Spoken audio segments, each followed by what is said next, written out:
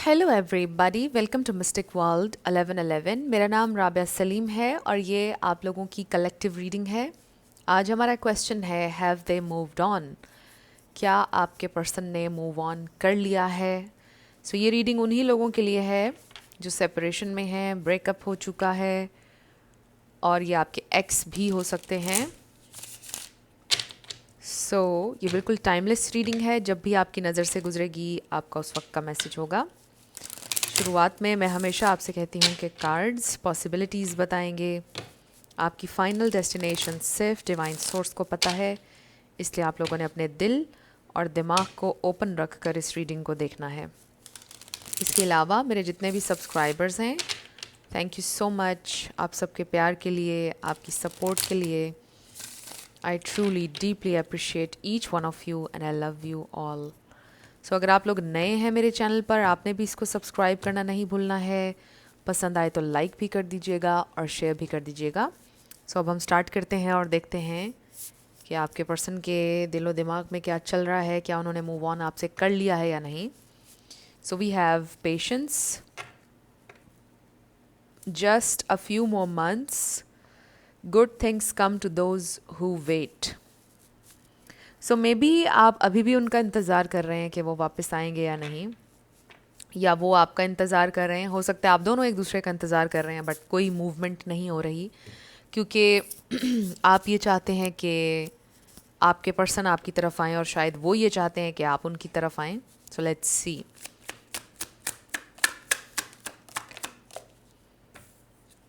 We have pets, getting a new pet, giving a current pet more love. Maybe आपके person के पास कोई पेट है जिसके साथ वो ज़्यादा टाइम स्पेंड कर रहे हैं, या वो कोई नया पेट लेने का सोच रहे हैं, या आप, ये भी हो सकता है कि आपने कोई अपना पेट खो दिया। they'll be back, expect to hear from them soon. Water sign, Cancer, Scorpio, Pisces, हो सकता है आप किसी वाटर साइन से डील कर रहे हैं। वेरी क्लियर मैसेज कि ये इंसान आपकी ज़िंदगी में वापस आ सकते हैं। Fire sign, Aries, Leo, Sagittarius, हो सकता है कि आप किसी फायर साइन से डील कर रहे हैं। We have commitment, things are getting serious. हो सकता है कि ये इंसान अब अगर आपकी ज़िंदगी में वापस आएंगे तो कमिटमेंट के साथ आएंगे। हो सकता है कि कमिटमेंट ही इशू था आप लोगों के दरमियान, और उनको पता है कि अगर वो आपको कमिटमेंट देंगे तो ही उनको आना होगा, अदरवाइज़ उनको नहीं आना होगा। Mercury retrograde, electronic issues, communication issues, review everything. हो सकता है कि इंसान कुछ क्लैरिटी के साथ आपकी ज़िंदगी में आए। Mercury retrograde, I don't know अब कब आएगा, आप देख लीजिएगा, सर्च कर लीजिएगा। हो सकता है कि उस दौरान ये इंसान आपको कांटेक्ट करेंगे। Moving, change of residence, moving in with your partner, हो सकता है कि ये इंसान रेजिडेंस बदल रहे हैं, मूव कर रहे हैं या ट्रैवल कर रहे हैं, और शायद इसी शिफ्टिंग में थे वो काफ़ी अरसे से, इसलिए भी शायद उन्होंने आपको परस्यू नहीं किया, because already they were moving somewhere, तो उसकी हैसल में थे ये इंसान। And then we have give it time, everything in divine timing, let things flow. ये जो कुछ भी हुआ ये डिवाइन टाइमिंग में हुआ, ये सब डिवाइन प्लान का हिस्सा है जो हुआ।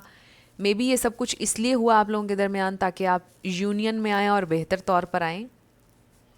मे बी उस वक्त आप लोगों की टाइमिंग नहीं थी, और शायद आपकी डेस्टिनी में यही था कि आप इस तरह दोबारा मिलें। And then we have distance, you and your partner may be physically or emotionally distant. Emotional distance तो ऑब्वियसली आप लोगों का है बिकॉज आप लोग साथ नहीं हैं, बट कुछ लोगों का फिज़िकल डिस्टेंस हो सकता है, और इसीलिए ये इंसान मूव कर रहे हैं। मे बी वो वापस शिफ्ट हो रहे हैं अपनी कंट्री या सिटी में। मे बी पहले उनको जाना पड़ा था, मे बी आपका लॉन्ग डिस्टेंस था या हो गया था और अब वो वापस आ रहे हैं, समथिंग लाइक दैट। बट ये भी हो सकता है कि कुछ टाइम के लिए वो वापस आ रहे हैं। मर्क्यूरी रेट्रोग्रेड में ये होता है बहुत ज़्यादा कि आपके एक्सेस, पास्ट से लोग आपको रीच आउट करते हैं। देख लीजिएगा कि अब मर्क्यूरी रेट्रोग्रेड चल रहा है या आने वाला है, कब है नेक्स्ट, देख लीजिएगा। Excuse me. ये इंसान, आई डू फील कि आपके बारे में अभी भी सोचते हैं। जो कुछ भी हुआ डिवाइन टाइमिंग में हुआ। सो अब हम ये देखते हैं कि उनकी फीलिंग्स क्या हैं आपके लिए अब। क्या उन्होंने मूव ऑन कर लिया है आपसे? क्या उन्होंने मूव ऑन कर लिया है आपसे?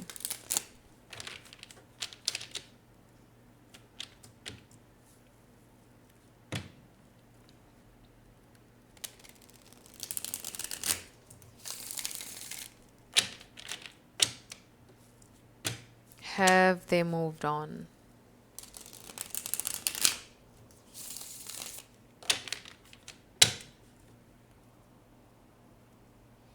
Have they moved on? उनकी क्या फीलिंग्स हैं आपके लिए? Okay, so we have the High Priestess. हो सकता है ये इंसान लॉयर हैं. Strength, Leo, Pisces, Cancer, the Fool, Aquarius, Sagittarius, Ace of Pentacles. Have they moved on? Five of Wands. So ये इंसान के साथ आपका कॉन्फ्लिक्ट था, फाइट थी, डिसएग्रीमेंट्स, आप दोनों के पॉइंट ऑफ व्यूज़ बहुत डिफरेंट थे. You were very very different. King of wands. So this is someone जिनमें बहुत प्राइड थी, बहुत ईगो थी. Aries. Three of Swords. Have they moved on?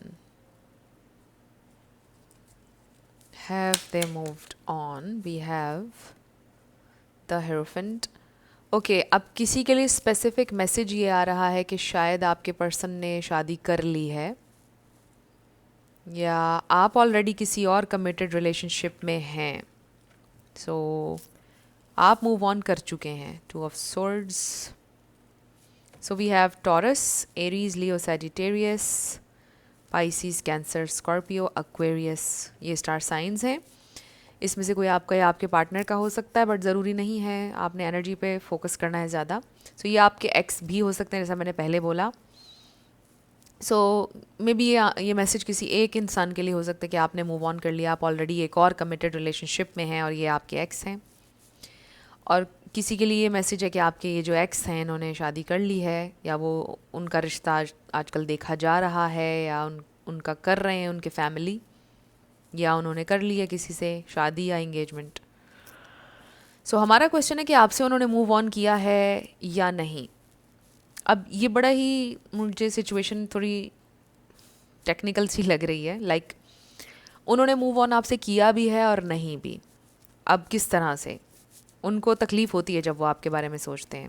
उनके जहन में बहुत सा कॉन्फ्लिक्ट आता है, और वो आज भी ये सोचते हैं कि वो कितने पैशनेट थे आपके लिए, ये कनेक्शन कितना डिफरेंट था, यूनिक था, एक अंडरस्टैंडिंग थी, आपने कितना सहा, मतलब कितना आप उनके साथ अच्छे रहे, आपने उन्हें अंडरस्टैंड किया. बड़ा लव, बड़ा पैशनेट लव था आप लोगों के दरमियान. और जिस तरह से भी आप लोगों के दरमियान चीज़ें हुई, ये इंसान समटाइम्स बहुत ज़्यादा ब्रोकन फील करते हैं जब वो आपके बारे में सोचते हैं. और वो ये भी सोचते हैं कि आपके बाद से अब तक वो इंटेंस लव या कनेक्शन उनका नहीं बना,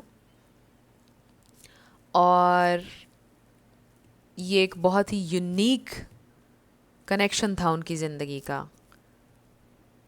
सो ये इंसान समटाइम्स बहुत हार्ट ब्रोकन महसूस करते हैं जब आपके बारे में सोचते हैं. और वैसे उन्होंने मूव ऑन किया है लाइफ में, यानी वो अपनी ज़िंदगी के सारे काम कर रहे हैं, ज़िंदगी उनकी चल रही है. अब वो लाइफ में सोचते भी हैं कि शायद मुझे शादी करनी है या लाइफ में अब सेटल होना है किसी के साथ. वो ये सोचना शुरू कर रहे हैं, सोचते हैं. वो नहीं सोचते तो उनके फैमिली मेम्बर्स सोच रहे हैं, उनके घर वाले उनसे पूछते हैं, उनसे कह रहे हैं कि अब आपका हमने कहीं करना है, समथिंग लाइक दैट. सो इस तरह से आपके पर्सन ने, ये जो भी इंसान है, इन्होंने मूव ऑन किया भी है और नहीं भी किया है. सो ये इंसान इस तरह नहीं है कि आपके ऊपर स्टक हैं. ऐसा नहीं है कि ये इंसान आपकी याद में ही बैठे हैं या कोई काम नहीं कर रहे हैं, ऐसा कुछ नज़र नहीं आ रहा।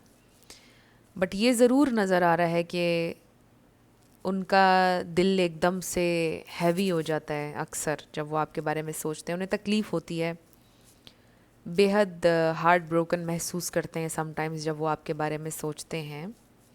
कभी कभार उनको ये ख्याल भी आता है कि वो आपसे दोबारा कनेक्ट करें, आपकी ज़िंदगी में वापस आएं और देखें कि क्या होता है, क्या अभी भी कोई चांस है या नहीं है। ये इंसान इस तरह भी सोचते हैं, बट इस तरह की फीलिंग्स हैं उनके दिल में कि जो परसिस्ट नहीं करती हैं। These feelings come and go, right. ऐसी मतलब ये इंसान भी इस तरह के इंसान हैं कि वो कोप कर लेते हैं, तकलीफ़ कोई भी उनकी ज़िंदगी में आए वो उससे डील कर लेते हैं, उनको बड़ी ग्रिप है अपने इमोशंस पर। मे बी आपके ये जो इंसान है ये एक लोनर थे। आपको पता है कि जो लोग अलोन रहने के आदी होते हैं, थोड़ा इंट्रोवर्ट टाइप होते हैं, जिनका एक छोटा सर्कल होता है, वो आम लोगों की निस्बत ज़्यादा इजीली डील कर लेते हैं अगर कोई उनकी ज़िंदगी से जाए। और अगर तो आपके पार्टनर ये एक अवॉइडेंट इंसान थे तो वो डील कर लेते हैं इस सिचुएशन से, उनको बड़ी ग्रिप होती है अपने इमोशंस पर, क्योंकि वो तो अकेले पहले ही रहने के आदी होते हैं, तो वो कर लेते हैं किसी ना किसी तरह अपने आप को हील। तो इस तरह से ये इंसान को बड़ी ग्रिप है अपने इमोशंस पर। सो कभी कभार बहुत ज़्यादा डाउन फील करते हैं, हार्ट ब्रोकन महसूस करते हैं, बट फिर वो उस फीलिंग में से निकल आते हैं। फिर वो ये सोचते हैं कि ज़िंदगी तो गुजर जाएगी, ज़िंदगी गुजरती है, शायद अब कोई और इंसान को चांस देने का टाइम आ गया है, या मुझे अब देखना चाहिए, कहीं और देखना चाहिए, कुछ और देखना चाहिए। और फिर उनके जहन में ये भी ख्याल आता है कि अगर आपके साथ दोबारा कोशिश वो करेंगे तो क्या होगा। फिर वो सारा बैठकर सोचते हैं कभी कभार कि जो पहले हमारे दरमियान कॉन्फ्लिक्ट था, कंफ्यूज हो जाते हैं फिर at the end with this to of swords, क्योंकि क्लोजिंग आपकी टू ऑफ सोर्ड्स पर हुई है। तो फिर वो ये सोचते हैं कि क्या मुझे अब दोबारा करना चाहिए राब्ता, नहीं करना चाहिए, हमारा फ्यूचर हो पाएगा, पहले जो चीज़ें हो चुकी क्या हम दोनों कर पाएंगे। पहले भी हम दोनों के दरमियान बहुत ज़्यादा डिफरेंसेस थे, कॉन्फ्लिक्ट था, एक दूसरे को हम नहीं समझ पा रहे थे। तो अगर अब दोबारा ट्राई किया जाए, क्या करना चाहिए, या बस अब मुझे मूव ऑन करना चाहिए फाइनली।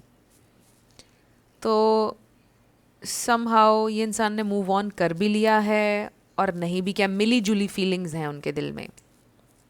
कभी कभार सोचते हैं आपके बारे में और कभी कभार वो रुक जाते हैं। 1313 मैंने वीडियो में देखा, आप सर्च कर लीजिएगा एंजल नंबर 1313 मीनिंग, हो सकता है कि आपके लिए सिग्निफिकेंट हो मैसेज इस नंबर का।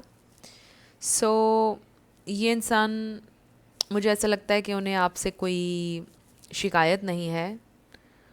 आपके लिए बिटर नहीं है ये इंसान, बस वो ये सोचते हैं कि बस आप लोगों की टाइमिंग नहीं थी ठीक, आप दोनों डिफरेंट थे एक दूसरे से, बस नहीं हो पाया। बाकी आई डोंट फील कि ये इंसान को आपसे कोई गिला है। बट यहाँ पे मुझे ये ज़रूर नज़र आ रहा है कि दिस इज़ समवन, जो मैंने पहले बोला, बड़ी प्राइड है इनमें, बहुत ईगो है। दिस इज़ समवन जो अपनी मिस्टेक नहीं मानते हैं, और ऐसा लग रहा है कि आज भी ये इंसान के अंदर इतनी अकड़ है कि उन्होंने ये नहीं सोचा कि गलती उनकी थी, जो कुछ भी हुआ। वो इस सिचुएशन को इस तरह से नहीं देखते हैं, वो सर्कमस्टेंसेस और को दोष देते हैं, या वो ये बोलते हैं कि we were just too different. इस तरह से बात करते हैं जब वो सेल्फ टॉक कर रहे होते हैं या आपके बारे में सोच रहे होते हैं। ये नहीं सोचते कि आई वॉज रॉन्ग, या मुझे ऐसे नहीं करना चाहिए था, मैंने उसको हर्ट किया, या समथिंग लाइक दैट, ऐसा कुछ नहीं बोलते हैं वो। सो बहुत ही ज़्यादा प्राइड और ईगो वाले इंसान लग रहे हैं, और इमोशनली इमैच्योर भी थोड़ा थोड़ा लग रहे हैं। लाइक उनकी आदत है आइसोलेट करना, डिस्कशन ना करना, ओपनली कम्युनिकेट ना करना, हाइड कर लेना खुद को। सो ये इमोशनल इमेच्योरिटी में आती हैं चीज़ें कि आप खुलकर डिस्कशन नहीं कर रहे हैं एक बात पर, आप कॉन्वर्सेशन अवॉइड कर रहे हैं। तो ये तो एक मैच्योरिटी नहीं है। मैच्योर लोग तो बैठ कर बात करते हैं इशू के ऊपर। सो आई फील कि ये चीज़ें आपके इस पर्सन में थी, ये जो भी हैं, एक्स हैं या रिसेंटली ब्रेकअप हुआ, तो गलती अपनी नहीं मानते हैं।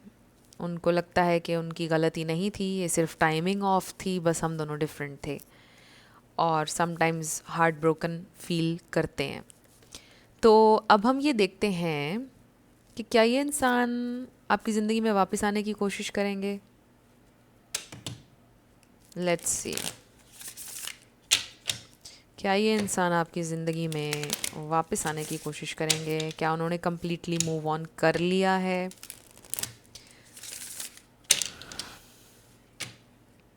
क्या उन्होंने कम्प्लीटली मूव ऑन कर लिया है। क्या ये आपकी ज़िंदगी में वापस आने की कोशिश करेंगे। क्या ये वापस आएंगे। ओके, सो बॉटम पर we have reversed roles. Number 10, live your own traditions, values and norms.